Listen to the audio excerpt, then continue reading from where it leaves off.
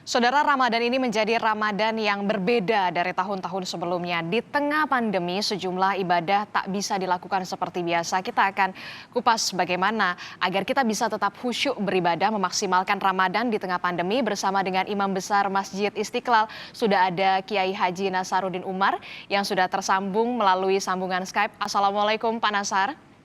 Waalaikumsalam warahmatullahi wabarakatuh.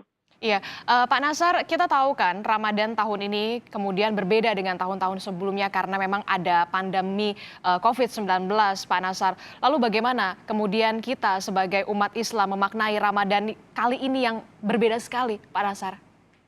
Ya, memang kita sangat sedih dan sangat prihatin. Kita merindukan suasana yang sangat-sangat lama kita nantikan bulan suci Ramadan untuk fokus beribadah kepada Allah Subhanahu wa taala, tapi kita terpaksa harus membatasi diri, tidak bisa berkumpul ramai-ramai dalam kesempatan yang sangat padat seperti biasanya ya. Bahkan kita terutama di daerah zona merah seperti kita di Jakarta dan Jabodetabek ini, kita diminta untuk menunda salat Jumat kita sampai kondisinya itu membaik ya kan.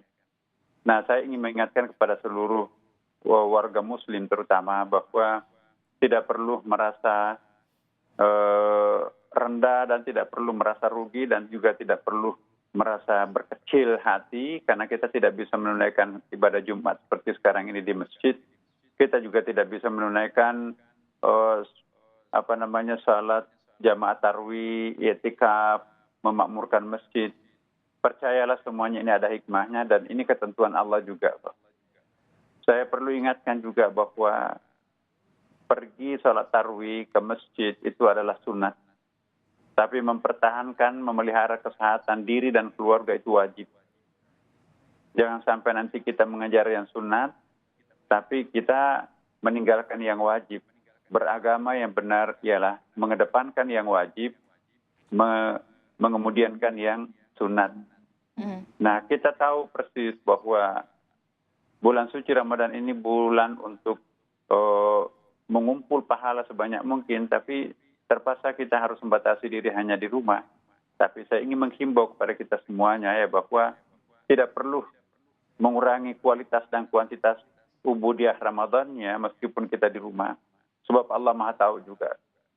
Jangan-jangan malah justru ada hikmahnya. Kita bisa salat jamaah bareng dengan keluarga, salat 5 waktu, bisa buka puasa bareng, bisa juga sahuran, bahkan bisa olahraga bareng, nonton bareng, tadarusan bareng. Suasana yang sangat dirindukan oleh keluarga juga kan. Pak Nasar, kita tahu kan sebelumnya kita memang sholat tarawih itu di masjid ataupun di musola, kemudian ada itikaf, kemudian ada iftar, begitu ada tadarus yang dilakukan biasanya di masjid ataupun di musola. Apakah kemudian banyak orang yang kemudian nantinya khawatir kekhusyuan itu akan hilang jika tidak bisa beribadah di masjid? Lalu bagaimana kita bisa tetap khusyuk walaupun menjalankan itu di dalam rumah, Pak Kiai? Ya, itu sangat subjektif namanya khusyuk ya. Boleh jadi ada orang yang ragu, akhirnya dia pergi ke masjid, tapi begitu samping kanan kirinya batuk, dia ragu, jangan-jangan menyemprotkan corona ke saya ini. Akhirnya jadi nggak khusyuk kan. Jadi mungkin dia udah lebih tenang aja di rumah. Ya, kan ada juga pembenaran fatwa Majelis Ulama dan juga seruan pemerintah. Nah, bagi kita ya siapa sih yang paling tepat untuk kita dengarkan kalau bukan ulama dan umara kita kan. Ya, keduanya ini adalah institusi yang sangat profesional. Saya sangat yakin fatwa Majelis Ulama itu tidak disuruh oleh pemerintah, tapi itu ijtihadnya. Itu kontemplasi, perenungan yang sangat mendalam, pembacaan yang sangat dalam ulama kita untuk memutuskan apa yang diputuskan kemarin itu.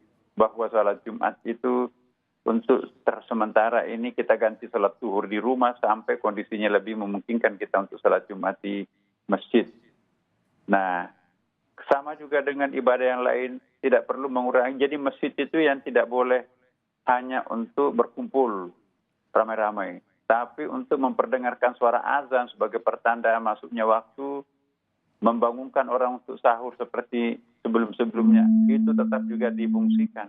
Bahkan masjid masih tetap bisa digunakan untuk mengumpulkan zakat, infak, sedekah jariyah, ya hibah, wasiat, kemudian juga mungkin juga wakaf dan semuanya. Jadi yang tidak boleh itu adalah berkumpul. Jadi bukan berarti kita nggak boleh beribadah di masjid. Ya ada orang misalnya dia nggak tahu mau sholat di mana, mampirlah di masjid. Salat di masjid boleh kok. Kalau hanya sendirian, kalaupun juga itu harus ada protokolnya harus diingatkan. Jadi bukan berarti bahwa harus ditutup mati pintu masjid tidak boleh masuk, enggak. Hanya Istiqlal yang seperti kejadiannya sekarang ini memang kita tutup pintunya karena memang persis berada pada puncak renovasi. Jadi nanti kalau teman-teman datang ke Masjid Istiqlal itu terjadi perubahan besar. Inilah renovasi yang paling pertama dilakukan di Istiqlal sehingga banyak debu, banyak onggokan-onggokan bangunan di sekitar situ. Suara-suara ketok-ketokan itu juga ada. Jadi memang ada faktornya mengapa Istiqlal itu memang ditutup pintunya. Karena penuh dengan debu, penuh dengan bahan bangunan, dan listrik juga kabel-kabelnya itu berseliweran, takutnya nanti juga akan ada kecelakaan di situ. Jadi saya kira ini ada hikmahnya juga karena persis schedule renovasi Masjid Istiqlal ini bertepatan dengan ada seruan pemerintah dan Majelis Ulama untuk menunda salat Jumat di masjid atau menunda salat tarawihnya sampai nanti ada ketentuan yang lebih lanjut oleh pemerintah. Oke. Ya saya kira gitu. Jadi ibadah semuanya dimaksimalkan bisa dari dalam rumah begitu ya Pak Kiai ya. Insya Allah. Pak Jangan Kiai, merasa kurang. oke, Pak Kiai sebagai warga, kemudian apa yang harus kita lakukan jika kita berada di lingkungan zona merah masih ada yang kemudian menyelenggarakan sholat tarawih di masjid ternyata? Seperti apa sikap kita? Ya, pertama kita perlu saling mengingatkan dengan baik ya. Jangan sampai nanti kita menuding kamu salah ya, itu dengan kasar. Itu bisa membuat mereka tersinggung. Tapi mungkin yang paling bagus untuk kita lakukan adalah kita berdialog.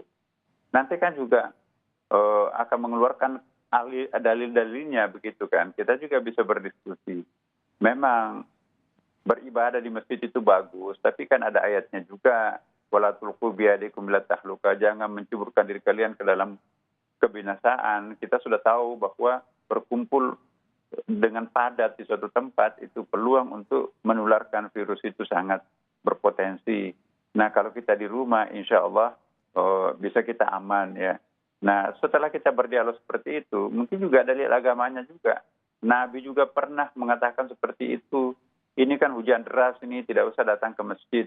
Itu hujan loh. Ini bukan corona, ini kan hujan corona ini. Jadi saya kira apa yang disampaikan Rasulullah itu sangat rasional. Jangan mengunjungi satu tempat kalau di mana tempat itu sedang mewabah virus tertentu. Dan bagi yang sudah terlanjur masuk di wilayah itu jangan keluar. Itu kan karantina sebetulnya. Firru minal juzami, firara minal asad. Larilah kalian kalau melihat ada virus mewabah di suatu tempat itu. Seperti kamu melihat harimau. Jadi kita harus menjauhi objek yang ditakuti itu. Nah jadi kalau kita mendekati malah nekat. Nabi juga pernah didatangi oleh sahabat. Ya Rasulullah, saya sudah lama saya nggak pernah salat siang, saya tidak pernah makan siang.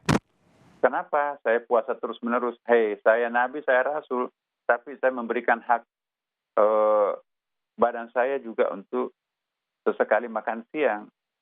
Sahabat juga datang, saya sekian lama, saya tidak pernah lagi tidur malam. Kenapa? Saya begadang untuk sholat. Saya Nabi, saya Rasul, tapi memberikan hak mata saya juga untuk istirahat. Jadi hadis-hadis seperti ini juga menjadi contoh bahwa kita tidak mesti harus menceburkan diri kita di dalam kebinasaan untuk mencapai prestasi mustaqim, kedekatan diri dengan Allah Subhanahu Wa Taala. Allah Maha Tahu kok. Itu artinya kita bisa saling mengingatkan untuk menjaga jiwa kita untuk bisa memaksimalkan beribadah meskipun dari dalam rumah ya Pak Kiai ya. Benar, benar. Baik, terima kasih informasinya Pak Kiai Haji Nasaruddin Umar, Imam Besar Masjid Istiqlal Jakarta telah bergabung bersama kami. Assalamualaikum warahmatullahi wabarakatuh. Waalaikumsalam warahmatullahi wabarakatuh.